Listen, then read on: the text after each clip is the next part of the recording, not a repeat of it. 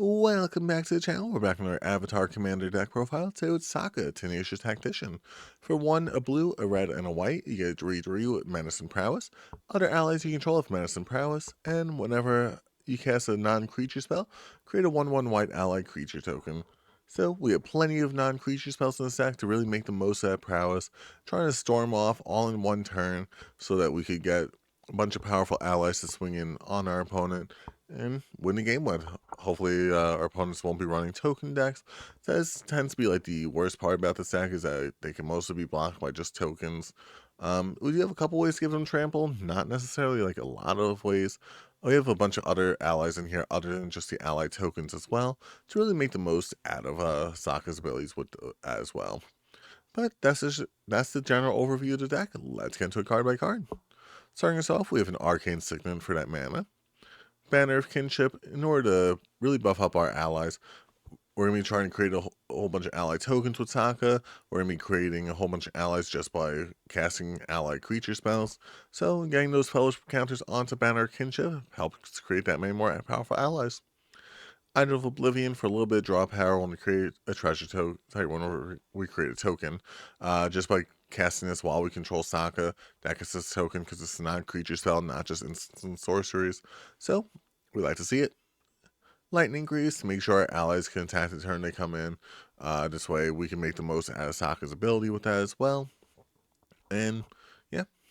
Skull Clamp, a way to sacrifice our ally creature tokens so we get a little bit of draw power, drawn to potentially some more powerful spells. This way we can storm off on our opponents. Soul Ring for some extra mana. Swiftfoot Boots for the same reason as Lightning Greaves. Talisman Creativity and Talisman of Progress for additional mana there as well, especially since Sokka's a 4-mana commander. 2 mana rocks tend to be best for him. And the White Lotus Tile. Really good card here for these like typo decks that we've been seeing with the Avatar set. Mostly allies are the creature types we've been seeing with the set. But still, potentially getting a whole bunch of allies gets us a whole bunch of mana, which allows us more mana to storm off with. For our creatures, if Akum Battlesinger, Haste, Akum Battlesinger, another ally enters the battlefield under your control, may have ally creatures control get +1/+0 till end of turn. Gives them even more power on top of the power Sokka's giving them. We cast a non-creature spell, get another ally, get another +1/+0, get the +1/+1 from Sokka. We like to see it. Archmage Emeritus, a little bit of draw power off of our non-creature spells, well, instants and sorceries in this case actually. This way we could keep on getting more cards to storm off with. Bria, Riptide Rogue, other creatures control prowess, so thanks to Sokka and Bria, our allies now have prowess. And then whenever you cast a non-creature spell, target creature control can't be blocked this turn, really helping them out in terms of having that big turn to finish off our opponents with, even if they do have that token deck. Hakoda, Selfless Commander. Look at the top card of your library anytime. Cast ally spells from the top of your library. We have a whole bunch of ally spells in this deck, so that helps us out a little bit as well. And you sacrifice Hakoda. Creatures you control get +0/+5, gain indestructible to end the turn, helping us really get around those board wipes. And also, like, he's normally a 0/5. Oh, wait, is that? Nope, that's a 3/5. I don't know why I thought it was a 0/5. But still, just a powerful creature there as well. Hero of Gomafada, giving our creatures indestructible. We want as many ways as possible to get around like board wipes with this deck, especially because like that's the main like thing that'll put us behind is if our opponents are able to like board wipe us. So we'll just do just that, giving all of our creatures indestructible. Could be our Evangel. If someone takes out Sokka, also in a bunch of trouble. So giving Sokka that protection from whatever color type of spell they're trying to cast on him helps them out. Kazula Warlord. Whenever Kazula Warlord or another ally enters the battlefield under your control, put +1/+1 counter on each ally you control, allowing our allies to stay strong, not just strong from the prowess, but now strong from the +1/+1 counters as well. That could potentially be game ending. Kaikar Wind's Fury. Flying. Whenever you cast a non-creature spell, create a 1/1 white spirit token with flying. Sacrifice the spirit to add some red mana. Potentially just refunding the mana that we're going to use to cast another non-creature spell. Keep on storming off.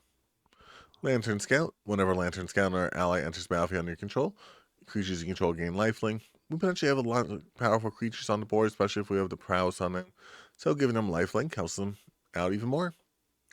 Monastery Mentor Prowess. Whenever you cast a non-creature spell, create a 1/1 monk with prowess. So it's not an ally, so it doesn't have the prowess thing. But still, another creature with prowess gonna help us out. Murasa Pyromancer enters when our ally enters the battlefield under your control. Murasa Pyromancer deals damage equal to the target creature equal to the number of allies you control. Potentially, if we're really storming off, this is like our way around like token decks because we just deal 1, 1, 1, 1, and 1 to our opponent's creatures, or like more based upon like the amount of allies we have. Narset, Enlightened Exile, creatures you control, prowess, giving our allies that prowess again.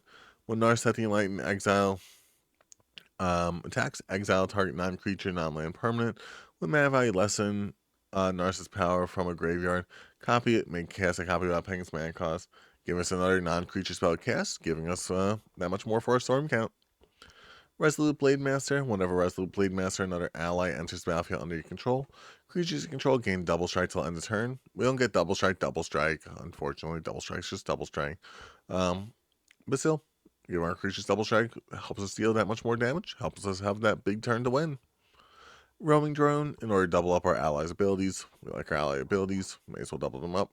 Double up the prowess abilities, because that's a ability on all of our allies. Seagate Lore Master, in order to draw a bunch of cards for all of our allies. Stormkiln Artist, we're storming off. Let's get some treasure tokens, keep on storming off. You can also run like Brigiri or Electro like with this deck. Just didn't like, I wasn't feeling it. Tuk Scrapper, enters on our ally into battlefield under your control. Destroy target artifact. The artifact's put into graveyard. Deal damage to artifact's control equals the number of allies you control.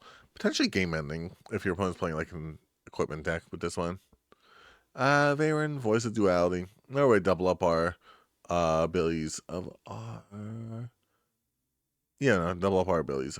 For some reason I thought it was a specific type. I thought that one was like wizards, but I'm thinking of a different card actually. I think about it. For our enchantments, we have Katar's Crusade. This way, when we are starting off, it also gives our creatures a +1/+1 counters as well, making them even more powerful than they already were. Impact Tremors, we don't necessarily need to like win based off of like combat damage. We could just like burn off our opponent if we really storm off with 40 cards. Jeskai Ascendancy, whenever you cast a non-creature spell, unless you control, creatures control get +1/+1 until end turn. So you get to untap those creatures. You don't get an extra combat phase or anything, but still, getting to untap those creatures, tap them for other things if you have like stuff that does that. Nothing really in this deck, but like potentially. Anyway, if you cast a non-creature spell, draw a card. If you do, discard a card. Potentially getting those lands out of your hand, add away of your storm. Dazzle Near Storm to give all of our stuff that we're storming off with storm. This way, if more things are being cast, more things to make prowess happen. Underworld Breach, in order to get all of our instants and sorceries back at another time. You also get your creatures back if you need them, but we're mostly looking for instants and sorceries. This way we could storm off again. War Leader's Call. Whenever a creature enters the battlefield under your control, deal 1 damage to each opponent. Another way to benefit off of it the same way as Impact Tremors. Also gives our creatures initial stat boost. Not really that useful, but useful enough. Whirlwind the Dot. Whenever we cast a non-creature spell, we get to draw a card. We're storming off. That helps us keep refreshing our hand, so we keep on storming with our storm. For our instance, we have a Chroma's Will, making so our creatures are able to swing on our opponent with that lifelink indestructible protection from each color, flying, vigilance, double strike. Really just securing the win for the most part. Offer you can't refuse. This way, if our opponent tries to Aetherize, we're set. If our opponent tries to board wipe, we're set. Just other counterspell, so it's always helpful. Battle Hymn, add red mana for each creature you control. We're going to be creating a bunch of allies. That's going to be a lot of mana. That means a lot of ways to storm off. Boros Charm, another way to deal some damage to our opponent or give our creatures indestructible. Or target creature gets double strike. That one we don't really care about, but we could.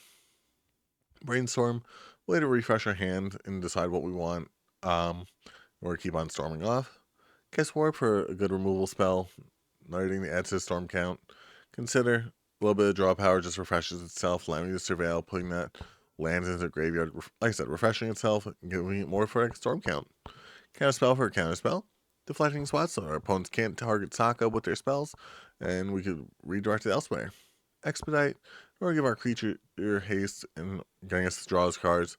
This way, if we have one last ally we need to swing in with, that's one more ally we had to swing in with. Flawless Maneuver for some protection. Frantic Search refreshes its own mana, going neutral, allowing us another thing to storm off with. Opt, scry 1, draw a card, allowing us to refresh our hand, more storm. Path to Exile for some removal. Pongify for some removal. Reality Shift for some removal.